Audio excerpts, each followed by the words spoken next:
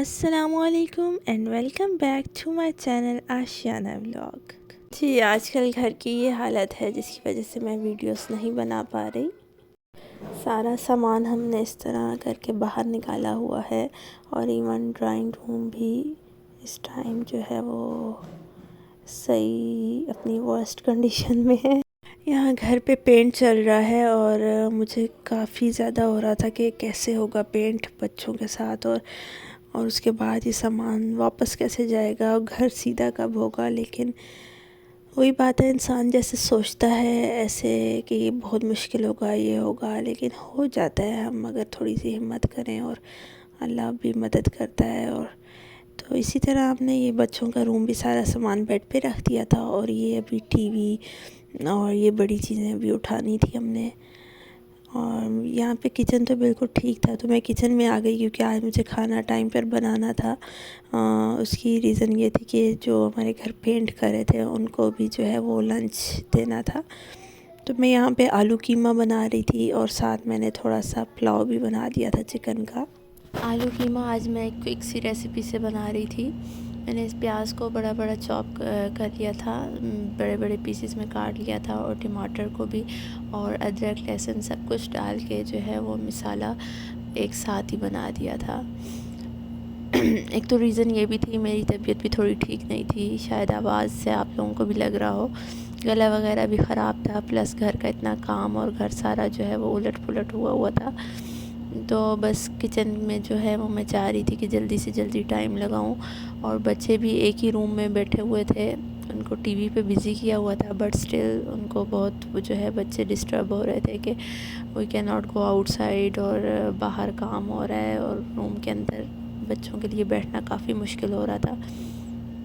पहले हम लोगों का प्लान था कि हम इस घर को चेंज कर लेंगे, लेकिन क्योंकि माशाल्लाह 10 साल 9 साल हो गए हैं हमें इसी घर में, लेकिन बहुत सी यहाँ पे रीज़न्स हैं, बहुत सी एक पॉजिटिव चीज़ें हैं, मैं किसी और वीडियो में आपको बताऊँगी, जिसकी वजह से ये बिल्डिंग छोड़ने का बिल्कुल भी मेरा दिल नहीं करता है। इसलिए फिर हमने डिसाइड किया कि घर में जो है वो पेंट वगैरह करवा लेते हैं, उससे नीट लुक आ जाएगी। कीमा यहाँ पे इस तरह पैकेट्स में बहुत ही साफ़ सुथरा मिलता है, धोने में भी आसानी होती है।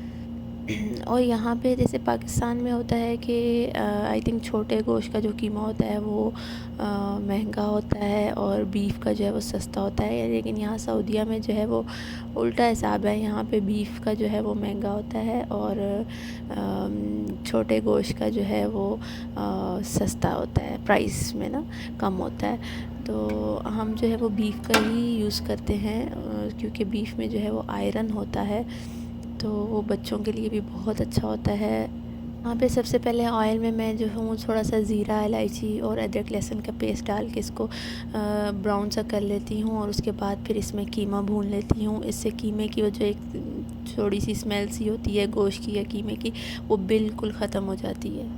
फिर बस बाकी सारे मसाले डालकर मैंने कीमे को भून लिया था, और जब इसका कलर चेंज हो गया और कीमे ने जो है वो अपना पानी भी जो कीमे का था वो भी खुश्क हो गया, उसके बाद मैंने इसमें जो है वो जो पेस्ट बनाया हुआ था सारा मिक्सचर वो डाल दिया, और इसको 5 मिनट्स और भून के पानी डाल के जो है वो प्रेशर लगा दिया।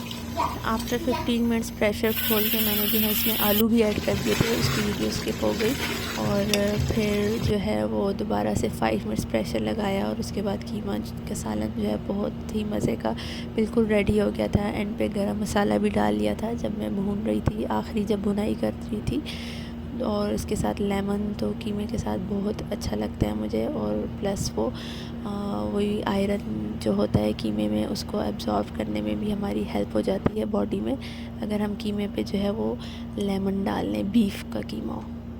और बस फटाफट मैंने पुलाव भी रेडी कर दिया था, उसकी रेसिपी मैं फिर किसी दिन आपसे शेयर कर लूँगी, जल्दी में बना नहीं सकी, तो थोड़ा सा चिकन पुलाव मैंने बना लिया था। और ये जी नेक्स्ट डे की वीडियो है सुबह की।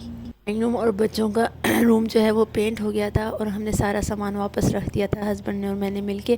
और ये विंडो मैंने अभी कर्टन नहीं लगाया था क्योंकि ये शीशा बाहर से इस तरह मिट्टी और डस्ट गंदा हुआ हुआ है और बाहर से मेरा इस तरह हाथ नहीं पहुंचता, तो मैंने सोचा कि कोई क्लीनिंग करने वाला जो हम बुलवाएंगे तो उससे मैं फिर ये साफ़ करवा लूँगी और उसके बाद जो है वो कर्टन लगा दूँगी।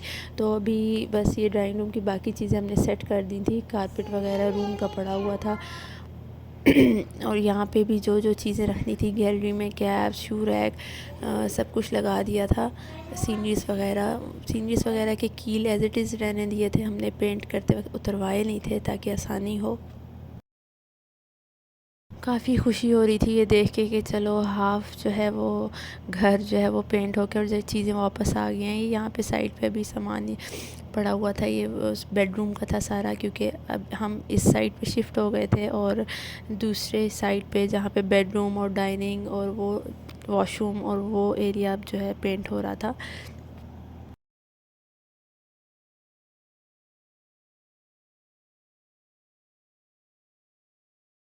यहाँ पे सोफ़े पे जो है वो हस्बैंड रात में सो गए थे और मैं बच्चों के साथ रूम में ही लेट गई थी क्योंकि रात में ही हम लोगों ने अपने बेडरूम का सामान जो है वो सारा दरमियान में करके और ख़ाली कर दिया था।